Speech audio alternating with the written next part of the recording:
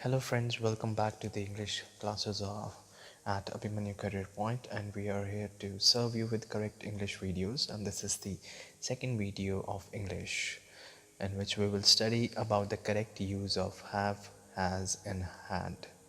In the first video we talked about the introduction part and some questions which you could ask to different people. But in this video we will clear our doubts upon has, have and had, and we will also try to use them correctly while speaking in English. So before starting those verbs, I would like to tell you that where we can use it as in the basic form. First is the positive sentences where we can use them. In the detail we will look into it later. First of all, let's carry on with the some basic information, that is we can use them in the positive sentences and as well as the negative sentences, which are non-affirmative sentences, and last but not the least we can also use them in the question forms, in the form of questions or question structures. Okay, so we'll be covering all these three topics one by one while doing our second lecture, that is correct pronouncing has, have and had. Okay, so let's start with the positive sentences. We have the plural noun. These are I, we, you, they. Just you have to remember this. What is a plural noun? In which we are talking about me, that is I, we, you and they. Singular noun, he, she and it, and the name can also go with the singular noun. So in these two categories of nouns we can use the verbs has, have and had. On this side you can see that we can talk about the present time, that is the present tense, and we have to differentiate between the nouns over here. In the plural form, always remember that you'll always be using have. For example, you can see the sentences and try to make one example. I have two cars, I have two pens, I have a laptop, etc., etc. So always try to keep one thing in mind, that if you are talking about plural noun, you always have to use have, for the present tense. Okay, and on the other side, the singular noun takes has. It always takes has. Okay, she has a big cycle, she has a beautiful house, he is wonderful. Now we can change the structure by putting has in this. He has a wonderful smile. Okay, so like this we can use the verb has, okay, in the singular noun. I hope you all are clear with it. So last but not least, the past time. When we're talking about the past time, always try to keep in mind that you have to use had. You have to use had in that with each and every sentence you make. Okay, for example, uh, we had a wonderful time at the party. We had a wonderful dinner.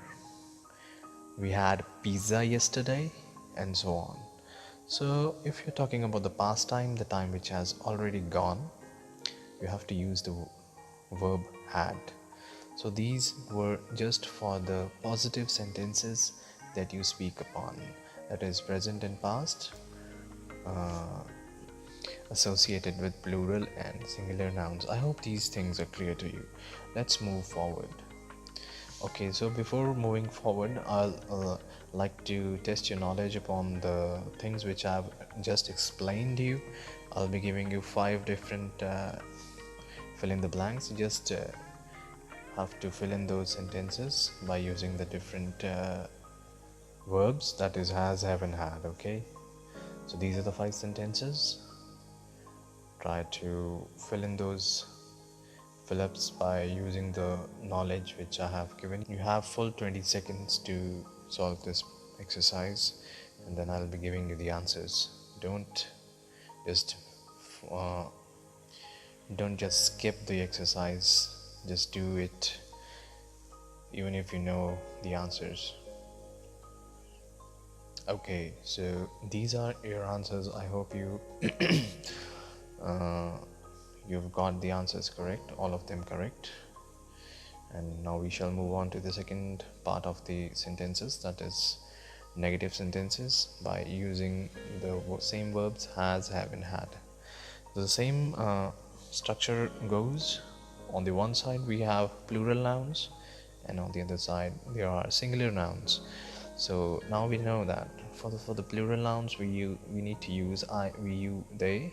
These are plural nouns talking about something: me, we all, you all, and the persons who are sitting to the next door, a group of person, in fact, they. Okay, and the singular he, she and it. So the same structure goes, same pattern goes with these things: present tense, past tense, and so on. So first, the plural noun. What will it take if the noun is plural and the time is present? So now it will take don't have. Don't have. Example: I don't have 2 chocolates. I don't have a good clothes to wear. So these are the simplest examples which I could make for you. You can try your own examples if you like to. And now we shall talk about the singular nouns. Singular nouns in the present sense always takes doesn't have. Doesn't have.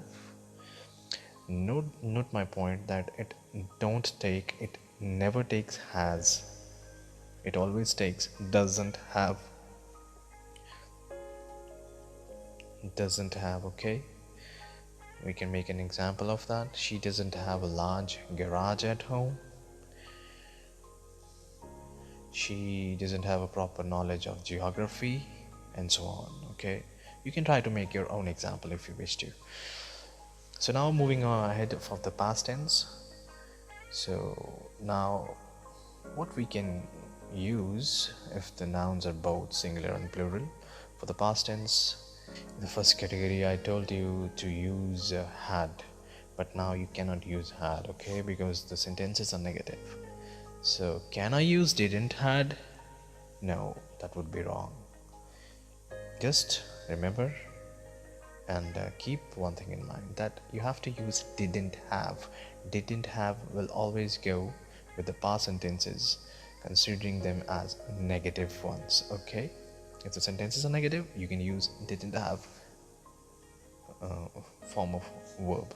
Okay, example: we didn't have a great time at the birthday party.